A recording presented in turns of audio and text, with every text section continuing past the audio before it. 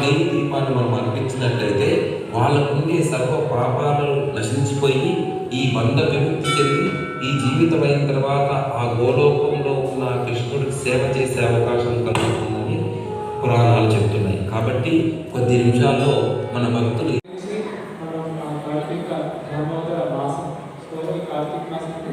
కార్తీక దామోదర మాసం అని కూడా అంటారు అన్నమాట. సో ఆ ప్రాముఖ్యతని మనం కొంచెం తెలుసుకొని సో హరి నామాన్ని హరే కృష్ణ నామాన్ని ఒక మాల జపం చేసిన తర్వాత మనం నెక్స్ట్ ప్రోగ్రామ్కి వెళ్దాం. ఓకే, సో మీ అందరూ నాతో పాటు రిపీట్ చేయండి ఒకసారి. నమో విష్ణుపాదాయ కృష్ణ కృష్ణాయ భూతలే